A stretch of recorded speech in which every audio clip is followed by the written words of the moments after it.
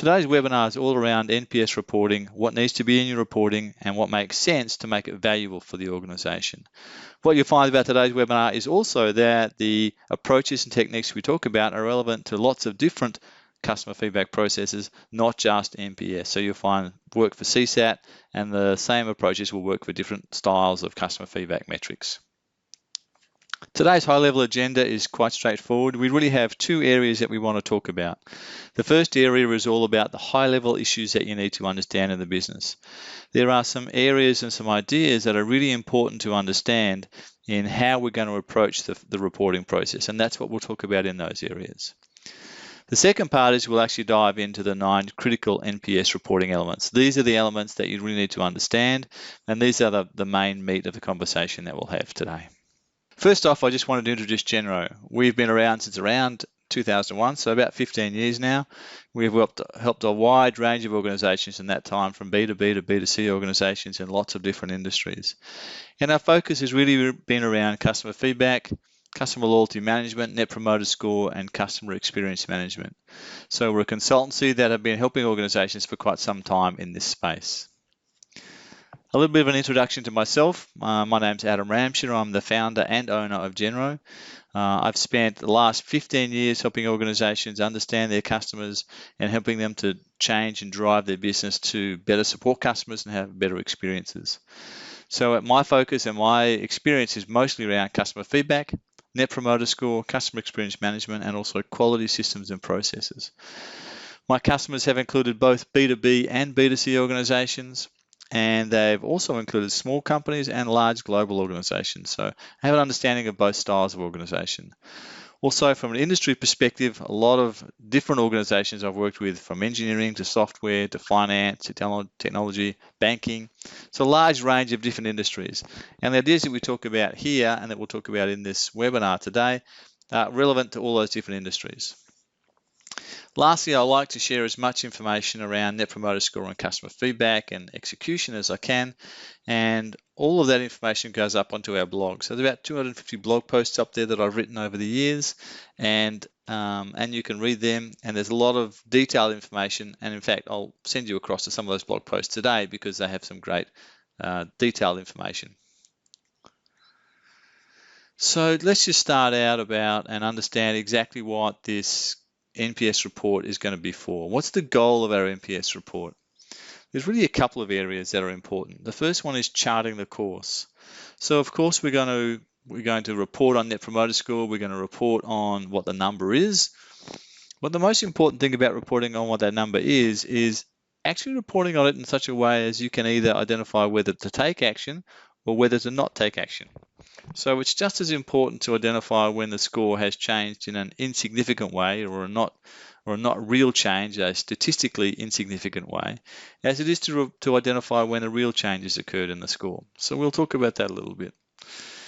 The other thing is to focus your business on the right things. It's very easy to focus on a number, and Net Promoter Score is a great number, but it's very easy to have the business focus on just the number. So what we'll also talk about a lot today, and what the goal of your report should be, is actually to broaden the organizational focus away from just providing or just focusing on that one number to be focusing on lots more things around the business, to actually focus on what's driving the score in the long term.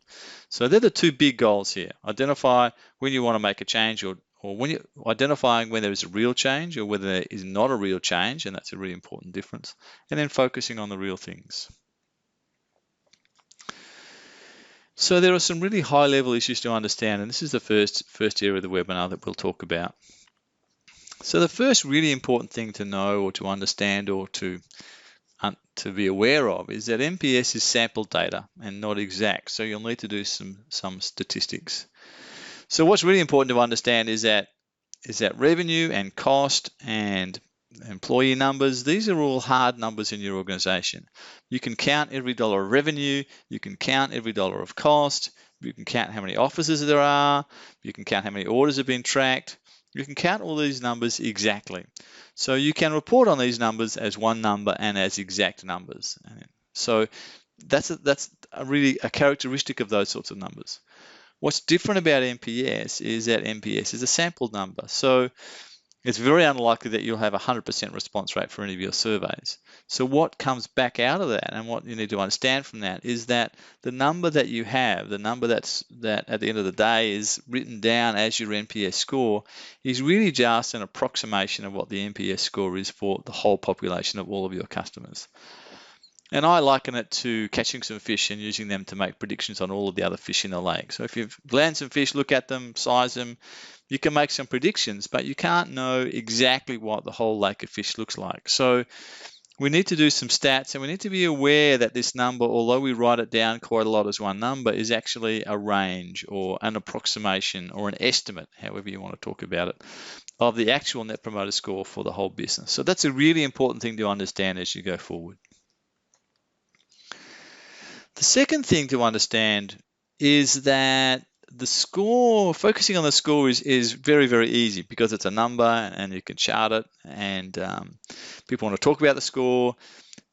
But because it's so easy, it's the thing that people will focus on the most, and sometimes exclusively, unless you guide them. And I've talked about an idea here about target fixation. This is a real problem for people like motorcycle riders.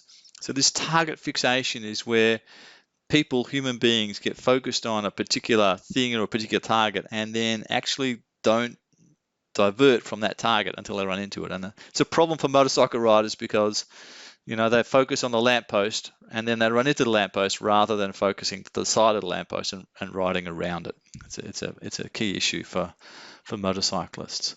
But I want to get this idea of target fixation, because we focus on the score so much and so often that that's all we ever talk about. Whereas the score is really just a number that keeps track of where we're up to. It's not the only thing that we need to think about. So be aware that the score is important, yes.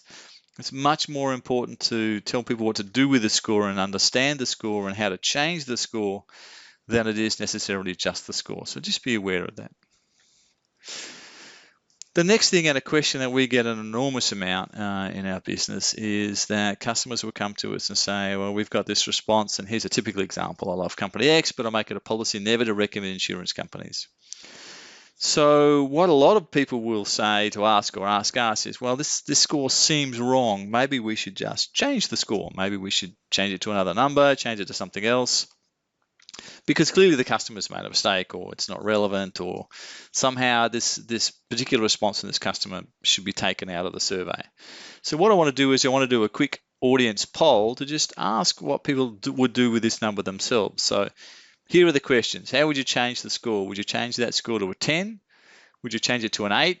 Would you delete the score? Would you delete the response completely, or would you do nothing? And I'll just pop back for a couple of seconds so you can see what that question is. I love company X, but make it a policy never to recommend insurance companies with a would recommend equals 0. So what would you do with that score? Okay, let's close the poll now and have a look at the results. So here's the way people have responded on the poll. So what we see is that most people, over 60%, would do nothing. Some people would delete the response. A proportion of people would delete the score itself. And some people would change the score to a 10. So they would take the 0 and turn it completely into a 10.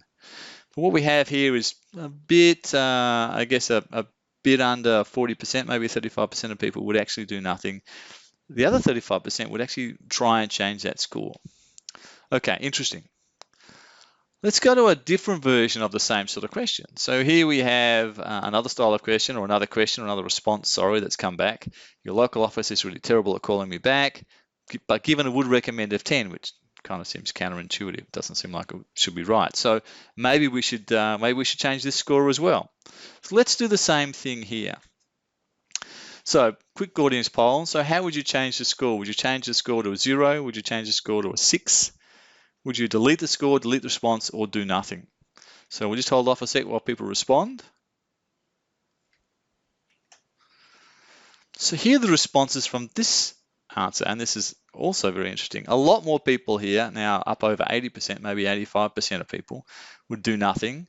Some would still delete, maybe 10% would delete, maybe 10% would change the score from a 10 to a 0. So what you see here is last time it was 65% would do nothing, now it's 85% would do nothing. The real problem that we run into is that, as you can see, To be honest, doing nothing is the only really sensible approach that we can take to this particular question. When it comes to changing schools, when you start this kind of slippery slope, if you like, to starting to change schools, you identify so many different questions and so many different ways to do this that you spend more time worrying about what the question is and what the score should be than actually doing it. You know, the questions you get is how wrong is wrong? Do we change 10s or just 9s, or do we change 5s or just 0s? We don't change 10s. Who decides who's going to make the change? Is there an appeals process?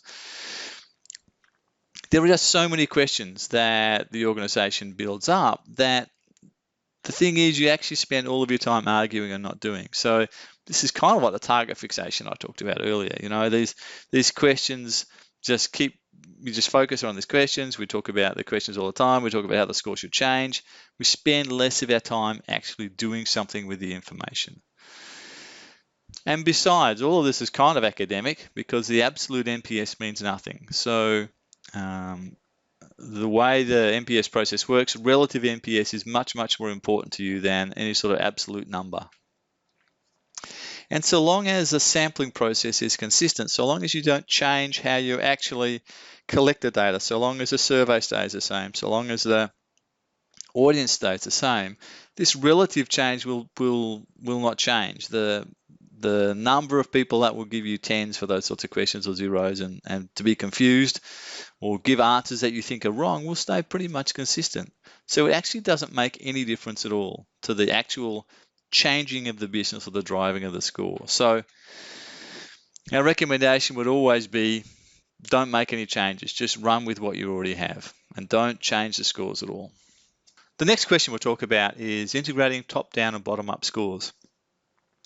So top-down scores are relationship surveys. These are surveys that you run every 3 months or 6 months or maybe once every year. And they talk about how a person interacts with the whole organization.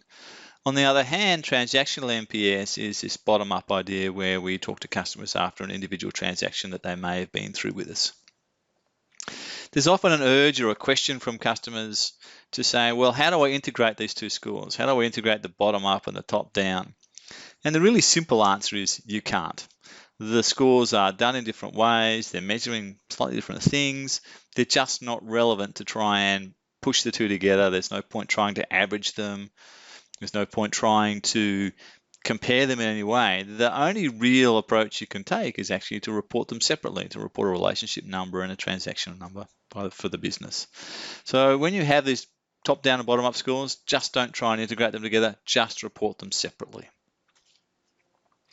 Okay, they're the kind of big themes that I wanted to talk about. So now what we'll do is we'll go in and talk about the critical reporting elements. So the first thing that you're going to need to understand and you're going to need to approach is how you're going to handle these small sample sizes. The issue with Net Promoter Score is that the margins of error can be quite large for Net Promoter Score. So you'll see here that we've got a stack of data. Typically, I would say anything under about 100 responses becomes quite difficult to manage, and the error rates go up quite substantially. So you want to keep about 100 responses or more in your sample size. You'll see here that's a problem because January, March, and July have fewer than 100 responses. So that's kind of a problem.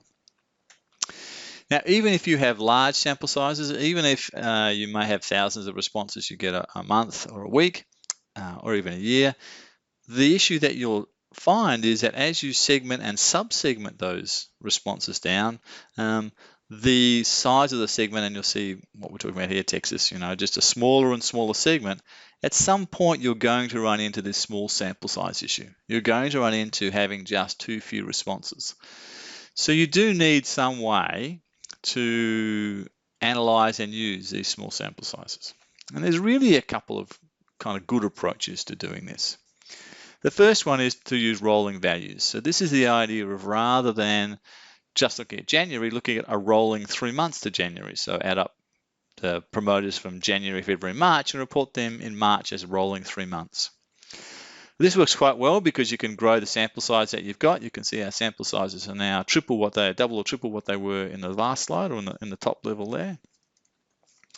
You do have to be aware of a couple of issues here. The one issue is that as this rolling occurs, it can be more difficult to identify a problem in the business. Say, for instance, something has occurred in January. Because you're using this rolling approach, it can take a little bit of time to identify that issue because you're putting together 3 months worth of data. So that it can delay you finding a particular issue in the business. On the other hand, by rolling it up, it has the real advantage that you won't be jumping at shadows. You won't be looking for problems that really don't exist in the customer base. And I think it's much more important that you don't constantly second guess and look and try and explain changes that aren't really there. And we'll talk about that in a few moments. The other thing is desegmenting. So we went from kind of Texas down to Lakewood's Woodlands Drive. We can now go up. So roll your data up in region or demographics or touch point or whatever it happens to be for your business. Roll it up till you have a decent sample size, and that's a really important thing to think through. So there are two ways to approach this: rolling values, which is to use data from the past, or roll up data from multiple periods, or this desegmenting, which is to bring groups together. Just make sure those groups are similar and make sense so that you're not misunderstanding what might be happening in a subgroup because they get rolled into a larger group. So rolling values is probably the best approach there. Next, I want to talk about something that occurs quite a lot, and this is this idea of apophenia, which is the human tendency to perceive meaningful patterns within random data. And I have to say, this is a real problem because very often we're analyzing Net Promoter Scores and trying to put some sort of explanation as to why it's occurring. And the simplest and most common example I know of this is the share market and the share market commentators. You look at the morning news, and the share market commentators always have a reason of why the market went up or down or didn't change, why everything has changed. You'll always hear that share market explanation next morning. Most times, I don't know whether they're right. I suspect most times they just need to put something on the news to talk about. But this idea of putting meaning in where there is no meaning is really important. So that's the share market analogy. So what we want to do is we actually want to prevent that from happening. So we do that by putting some data into our some analysis into our data. So when we include any statistics around Net Promoter Score, what we also need to do is include some stats to clearly identify real change and prevent this issue from occurring. So we need to report some type of margin of error or statistical test to call out the real changes in the business. And we need to do this by using some stats. And what we'll do is I'll talk about the stats in a few seconds. But what this really does is it prevents over-explaining. So over-explaining is where there's a change in the business or an apparent change in the business, but actually there's no change in the score because it's just a statistical aberration. So you need to be able to report this in some way to prevent this over-explaining. The kind of problem with Net Promoter Score is that you get this idea around, did my NPS really change? Because NPS is a little complex, to be honest with you, and the stats on NPS are a little bit more complex than most other styles of customer feedback score. So the question, did my score go down or did it not go down, is quite complex. Now, I'm not going to go into the stats here today because that would be a whole hour-long session in and of itself. And there will be a link in the follow-up email to this, so you don't have to take it down now. But if you download or you go to this page on our website, it talks all about how to do the margin of error stats. You can also download a tool to make it easy, so you just dial the numbers in, and it'll tell you whether the NPS score has changed. But that's a really important part of the process. You really need to do that to make sure that you're not kind of over-identifying issues in the business or over-identifying changes in the business. Also, this is not really a full discussion on sample sizes. We talked a little bit about sample sizes earlier today. This is not a full discussion on sample sizes, but there is a whole webinar just based on that, and there's a link there. Again, that link will also be in the email that comes along after the presentation.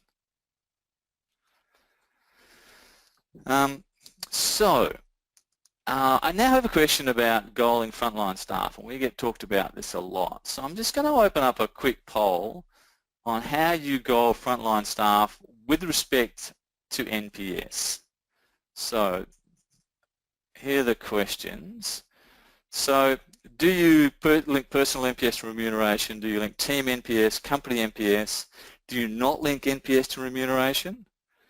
And maybe you can't track NPS by person. So if we could just have people respond on that, because I think it's a really important part of the process.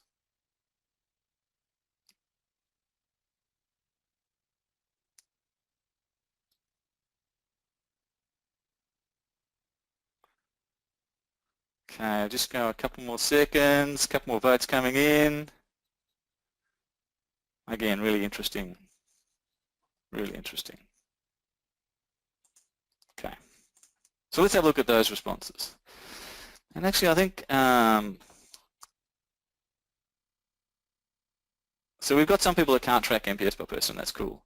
So 34% don't link NPS remuneration, 20% do it at the company, 20% at the team level, and a small percentage, 10% at the personal level. And I actually think this is quite a good outcome. I get a lot of questions and conversations and get asked a lot about this stuff, about how do we link NPS to personal staff remuneration. And I think this is actually pretty good. This is actually pretty good. That looks pretty good. So let's talk a little bit now about incentivizing frontline staff and how actually there's not a great link to customer satisfaction or service quality. So this is a piece of research that was done. This is the outcomes from a piece of research that was done a little while ago. And it looked at how service quality and customer satisfaction are impacted. What are the things that drive service quality and customer satisfaction? This is a multi-store retail environment. So it was really driven by a couple of things. It was driven by store level performance. It was also driven by employee service performance. Cool. But then the question became, what drives employee service performance? And there were two levels of this. So at the employee level, there was the idea of conscientiousness, neuroticism, extroversion, agreeableness, and employee involvement. There were, at the store level, there was employee involvement, training, performance incentives, which is exactly what we're talking about here, and service climate. So when they did the research, they found some pretty substantial linkages between all of those employee level ideas. But what they didn't find was any linkage between performance incentives and service equality and customer satisfaction. So what was more important at the store level was employee involvement in decision making and the service climate within the organization. So and even in this case, service training didn't turn out to be particularly important. And the authors suggested that might be because that was picked up through service climate and employee involvement. So what's really interesting here is goaling frontline staff on NPS is not necessarily going to make them perform any better. And that's the real crux of what I want to talk about here.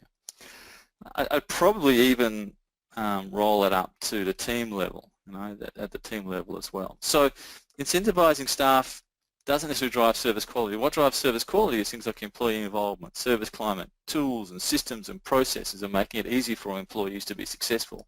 These are the things that really drive employee service performance.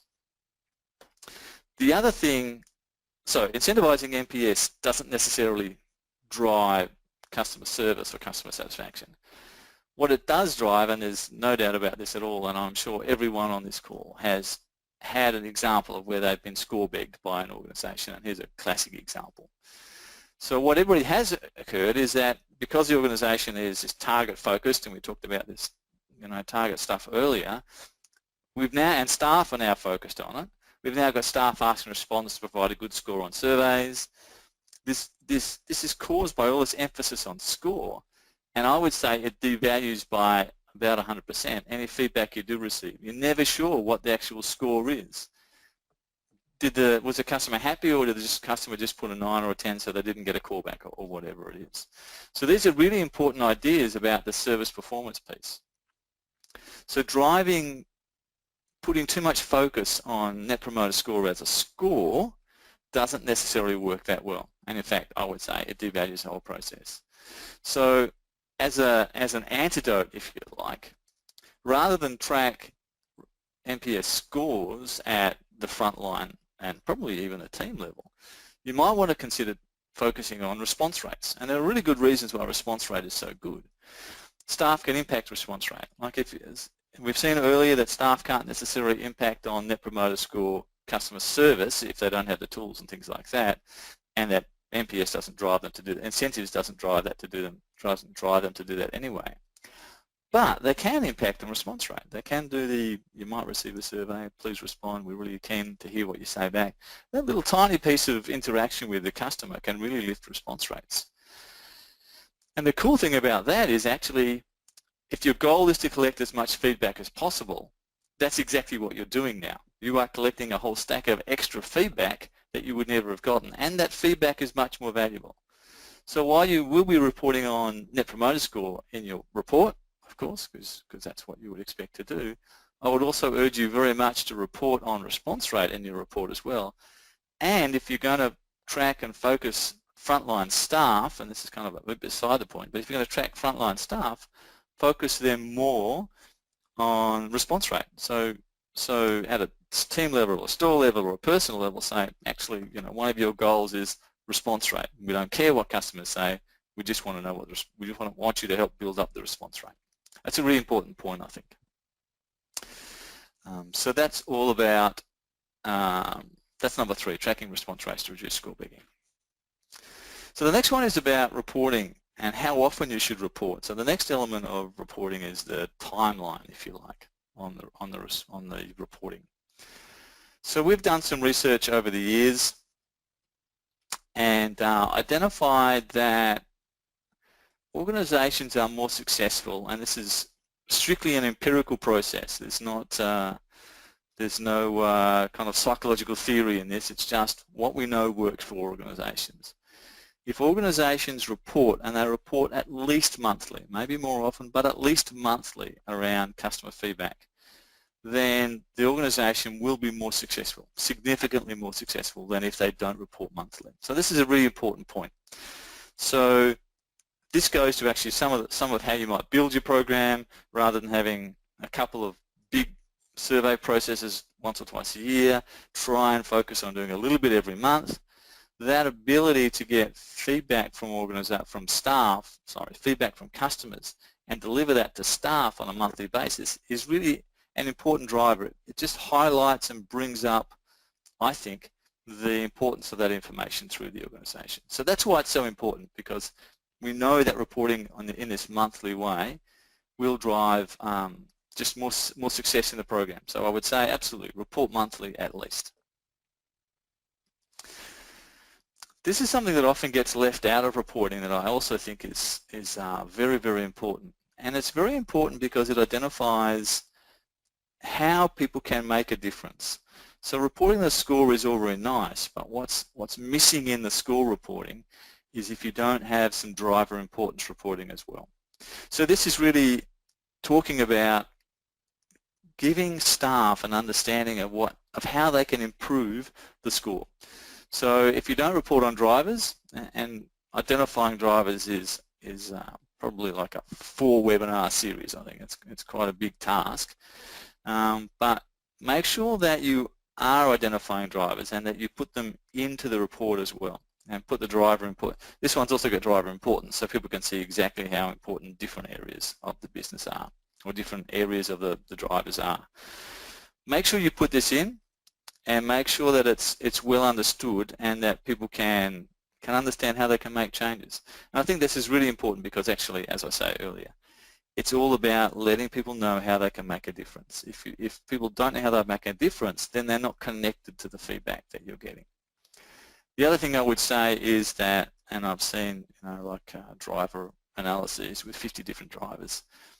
In practice, I think the number of drivers for most businesses is actually quite small, and the 80-20 rule typically works out to between 3 and 7 drivers for a couple of different reasons. One of the reasons is there's only so many drivers you can keep in your head at any one time, and if it's more than 5 or 7, then you can't be actively working on those 5 or 7.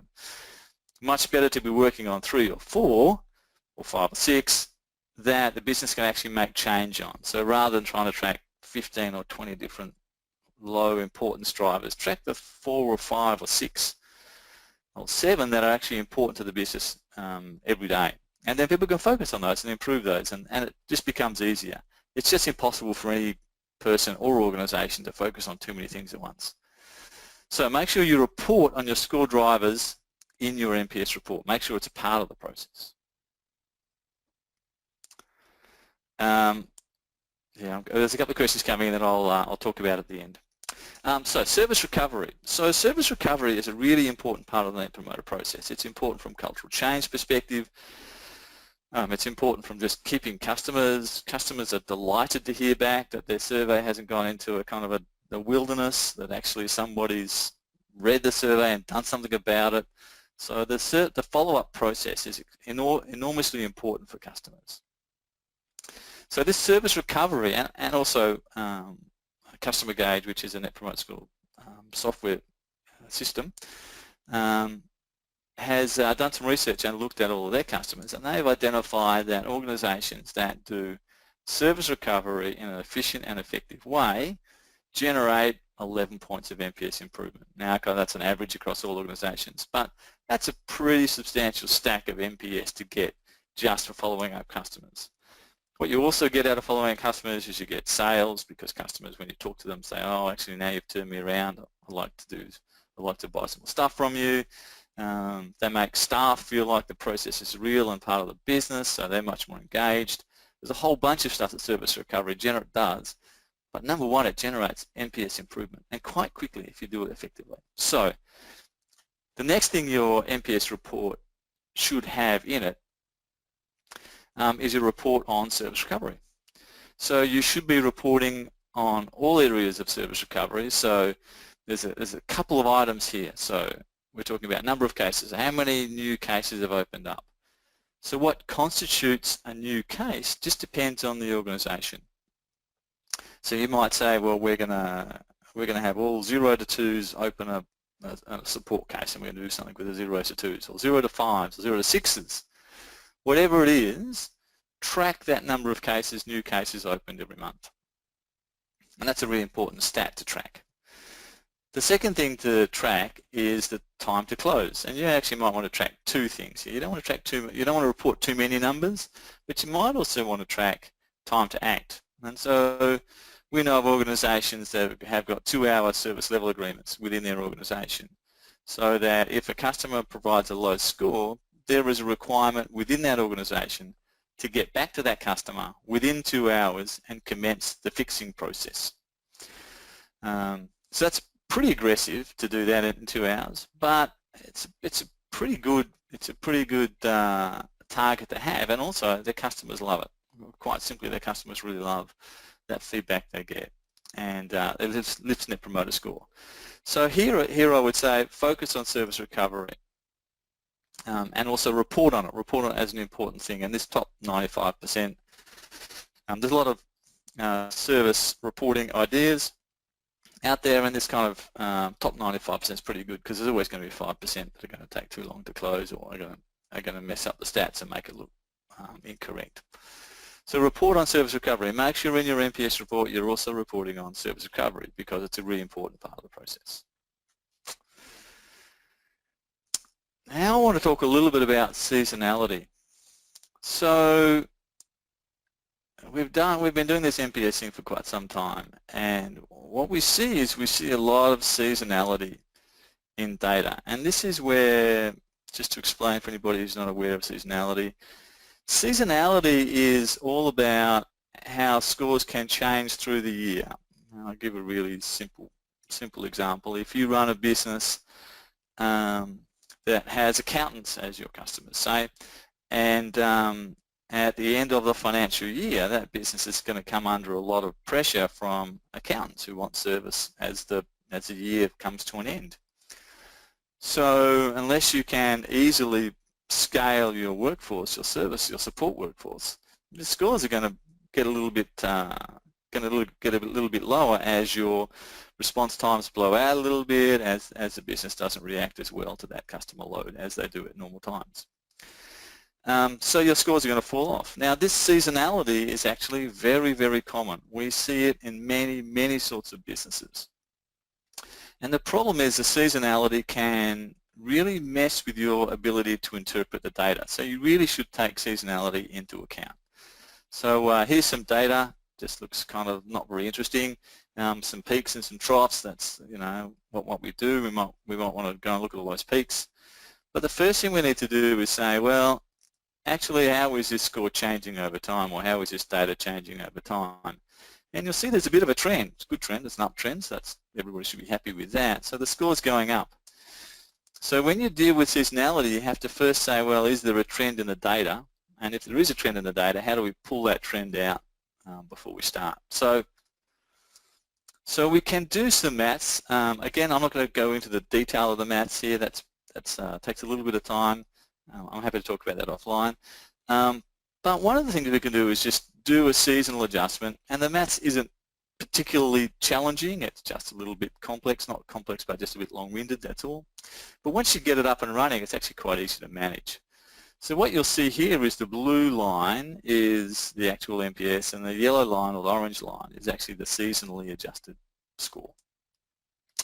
And I think what's cool here, what's interesting to note here, is some of those higher peaks and lower lows, actually when you start seasonally adjusting, they're not so out of line with trend. They're not so out of line with what's going on in the organization. So all of a sudden this area over here doesn't look quite so bad. You know, it's like, well, that actually wasn't quite as bad as we thought.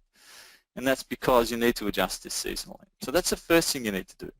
But that data is a little bit hard to work with, I'll be honest. It's still a little bit difficult to work through. So if we take the assumption that the absolute NPS is just arbitrary, essentially your absolute NPS is arbitrary in space, then you can maybe just score your score relative to the trend. So maybe you just show a bit of data like this. So this is not seasonally adjusted yet.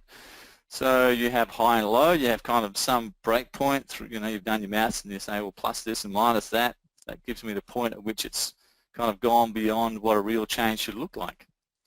So that's a pretty cool way to look at it, and then you can just pull the dots out, and so you can see, you know, out of this, if we look at this data where there's maybe 7 events that we need to analyze. So you know, you can pick the ones where it goes to the blue lines and say, right, yeah, we need to look at those and understand what they mean. So 7 events. But if you then take that same idea of managing it to the trend, the long-term trend, and then you seasonally adjust it, this chart's a little bit hard to see, but I'll flick through to the next one, which we've done here. Again, you can see it just settles the chart down to what a real change is in the business, what's actually going on in the business. But then we get to this kind of seasonally adjusted view of the world relative to trend. So now we've actually got a really interesting chart, because now all of those really high highs and low lows have been removed, and now what we're seeing are the things that actually make a difference in the business, or the things that are real. And so we've gone from essentially 7 events to analyze, and I would say, so we've gone from 7 events to analyze to 3 events to analyze. So if we take one step back and look at those 7 events, there must be at least 4 similar events that we're jumping at shadows. We're looking at stuff that doesn't exist. We're trying to explain things that actually there's no explanation for. So we can't explain them. It's impossible. So we're going to be going to management and saying, well, we don't know why this has happened. There's a good reason you don't know why this has happened, because it hasn't happened. It's not statistically important or significant. But what we can do is work from the seasonally adjusted ideas, and then now we've just got these 3, and these 3 are probably real. And what's really interesting is that there's one here we would have missed. I'm going to go back a chart and show you where that is. But actually, we haven't kept 3 of the 7. We've actually kept 2 of the 7 and added another one. And that one we've added, this one here, we would have missed before. I'll go back and show you the chart again. So that's this one here. You see on the orange chart, it kind of sneaks in just around the line, so we probably would have ignored it. This one here, you know, that's a real outside of trend, seasonally adjusted thing. So I hope you can see that the seasonally adjusted thing can be quite important. It does depend a little bit on the business and the volume of data and things like that.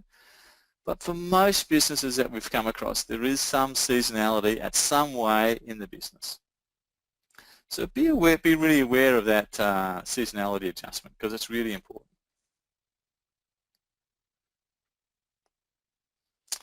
Okay, and the last thing, second last thing, to weigh or not to weigh. So this whole idea about weighing different data sets and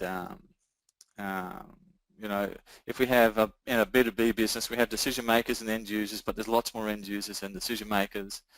We have big divisions and small divisions. How do we roll their numbers up? So weighing is quite important, but it can be quite difficult to do effectively and can cause us many problems as it solves, to be honest with you. So we could calculate this information normally. We could average then calculate the data. So we could take decision makers, get a net promoter score for decision makers, or average the would recommend score for decision makers. Then we could average the would recommend score for end users, then calculate NPS. It kind of causes a few problems. I'll show you in a sec. Or we could calculate NPS for decision makers and then calculate NPS for end users and then weigh them together, putting some kind of a decision maker is worth 10 times an end user or something. So you can do this weighing approach, and there's pros and cons to it on all sides. So let's take an example of this. So we've got a B2B client here with 30 end users and 30 end user responses with an NPS of 70, of minus 70 in this case. 3 decision makers with an NPS of minus 33. So if you calculate the NPS normally, it's minus 57. If we do this average would recommend and then calculate, it's minus 100. The problem there is we've gone from a whole range of scores to basically just 5 scores, minus 100, minus 50, 0, plus 50, plus 100. So again, it's, you know, you lose a lot of information doing that. Or you can do the, you know, calculate the score and then weigh them. You know, so we say a decision maker is worth 10 times an end user, so we weigh the data up like that. So there are a couple of ways you can do this. To be honest, it's quite difficult to do it in a way that adds value. So sometimes it's best just to report them separately, to report end users separately from decision makers, or division A separately from division B. Because trying to average them together, there's always going to be discussions and arguments and pros and cons. So I would typically say just keep them separate and run them and show them as separate areas and separate parts of the business. Whatever you do, you need to be consistent in what you do, as in all of Net Promoter reporting. The next thing we've got here is tracking NPS related projects. So the last thing I would say is that you need to focus the business, and this comes back to this idea of focusing the organization on what you want it to do. The last thing you need to come back to, I would say, is this idea of focusing on outcomes, not inputs. So you want to have some way to tell the business, hey, this is what we're doing with all this data. We've got some new projects started, we've got some projects in process, we've got some projects ending, et cetera, et cetera. So this again is the goal of the reporting, is to focus the business on what you're doing.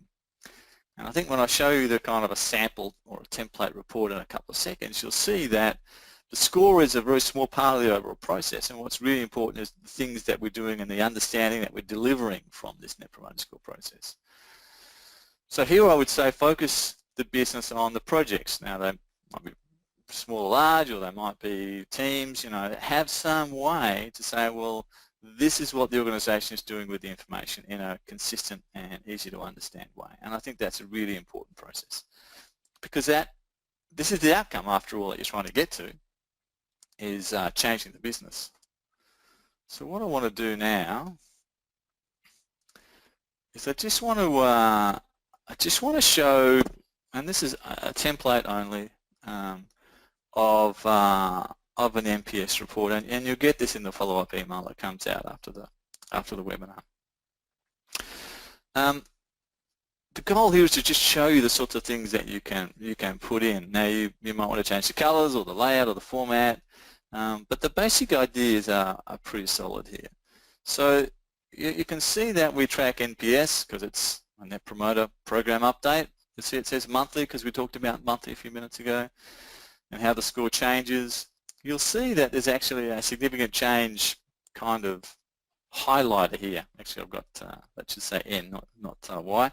You can see there's a significant change highlighter here. So you can go in and say, hey, it's a change up or a change down in a significant way. So we can point out the things that are there, and you can add the seasonality into this idea as well. You'll see that we have a program implementation part of the project, of the report as well.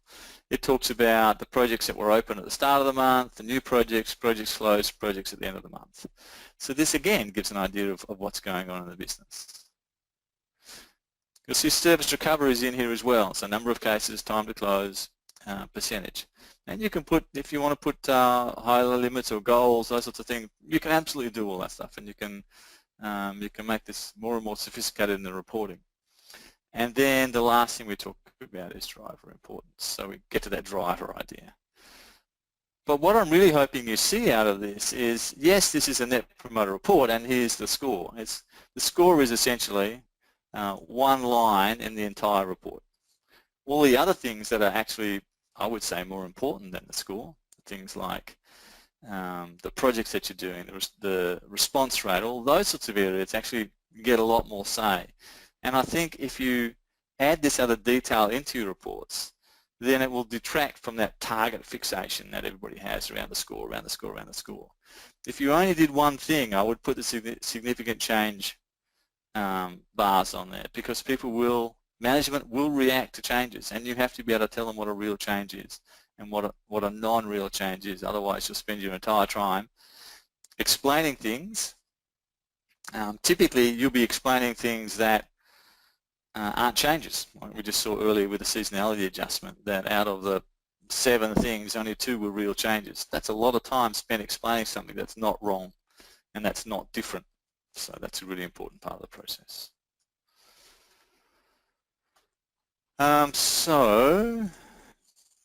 So they're the 9 things. They're the 9 areas. I've just shown the sample report.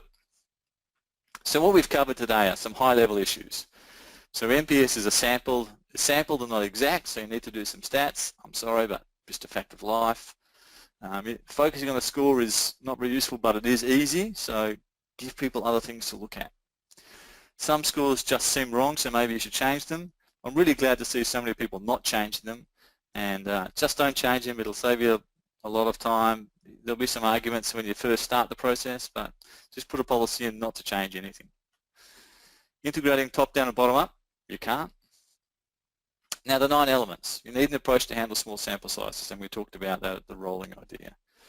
You need to include stats to clearly identify real changes, and we talked about that, and you can see how that turns up on the report.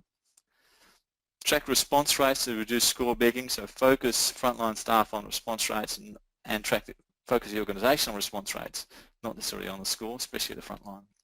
Report at least monthly, because it works. Report on score drivers so that the people in the organisation understand what's driving the score. Report on service recovery, so make sure you do that service recovery reporting, because it's so important to the business and it drives such a lot of value. Work from the seasonally adjusted values for action. So when you're deciding on actions, try to seasonally adjust it, and we can talk about that a little bit. To weigh or not to weigh, typically I would try not to weigh, because it just introduces more questions. I hope one of the big things that you see out of this is actually focus less on the score, more on the doing, because that's the important part of the process. And track NPS related projects, because that's a really important part of the process as well. I do have a couple of questions coming in here. I've just got 1 or 2 slides, and then we'll go to questions, because there's some really good questions coming in. One thing I wanted to talk about was a thing called CX Tribe. So we've taken a lot of the ideas that we've learned over the last 15 years in Genero, the company, and we're rolling it out into an online training resource covering things like how to do root cause analysis, how to link NPS to the driving change, how to publish small sample sizes. Thing is, we're not accepting members at the moment. It's a bit sad, but we're not accepting members for that at the moment. But one of the things I noticed in the question part coming out of the earlier, you know, when you registered for the webinar, one of the big questions we got was all around response rates. It just seems to be always a concern for people. So we've actually opened up just one course on the site so that people can log in and get that response rate course. So it teaches you how to improve your response rates and what you can do to improve response rates. So if you're interested in that, grab that, and it'll teach you how to lift your response rates a little bit. But it's only for attendees. That link there is not available anywhere, certainly on the website, that's for sure. So, okay, let's talk about a couple of things, and then I'll get to questions. So there'll be a follow-up email that'll talk about the net report. That'll have links to the report template and also the comparison tester, and I'll talk about that in a few seconds. And then there's a link to the response rate course here. So let me have a look at a couple of questions. We've got 5 or 6 minutes here for questions. I probably should go from the top down. That seems a bit fairer, doesn't it?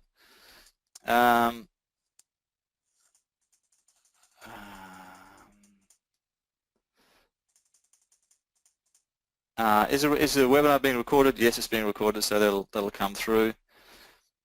Somebody, John Sadley, John, you asked about linking NPS remuneration, and does that promote score fixation? I would say that absolutely promotes score fixation, and I would absolutely say don't give anybody on the front line an NPS score.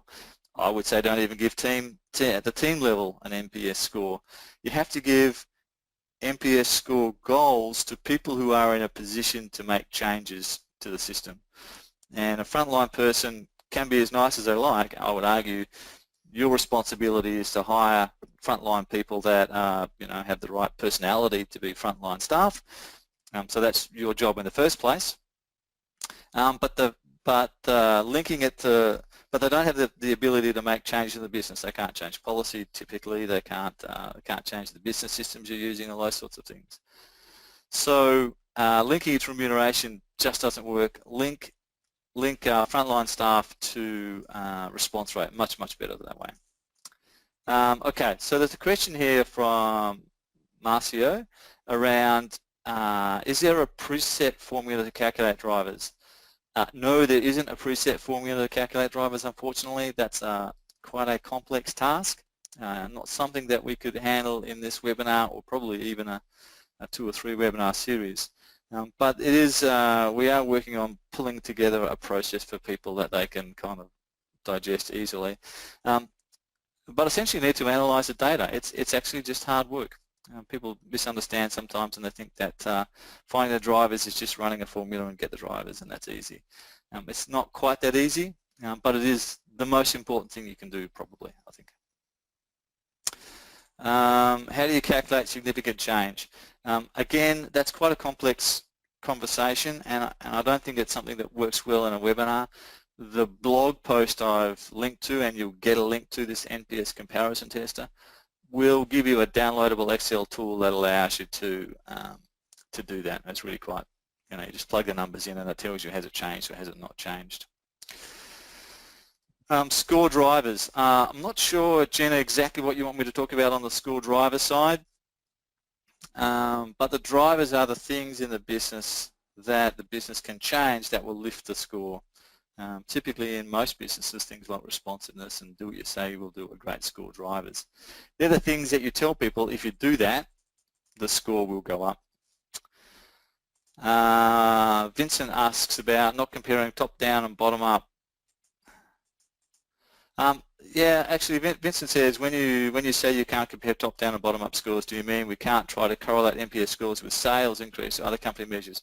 No, I don't mean that. You should absolutely be looking to validate your NPS score changes against lifts and falls in NPS, against lifts and falls in revenue.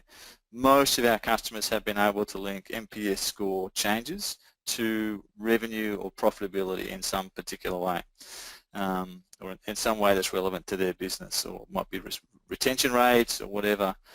You should absolutely do that. That's almost kind of number 2 thing you should do is to try and get that data, because that's data that allows you to drive projects and fund projects in your business around improving the scores. That's a really important thing to do, actually.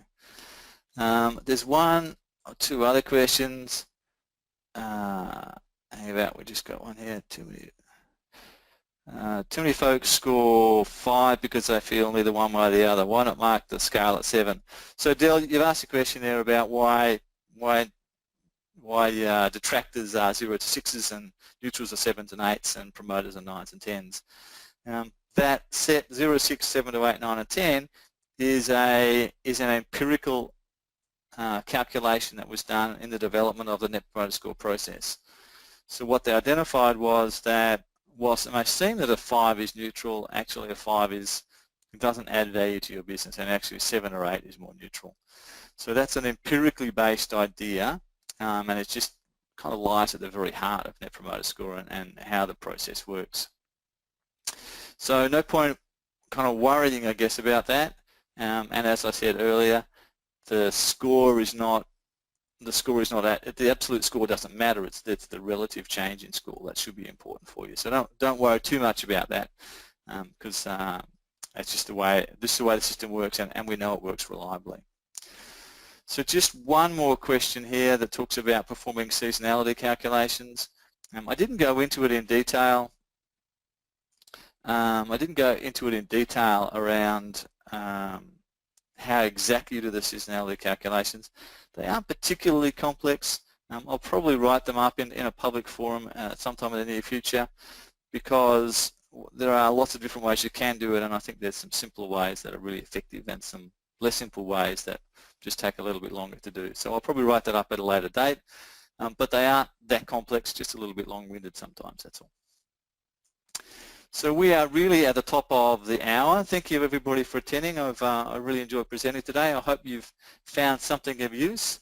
We'll send a link out after this. It'll probably come out maybe on Monday at this point. But have a good weekend everybody. Enjoy yourself, and look forward to seeing you on the very next webinar. Thanks guys.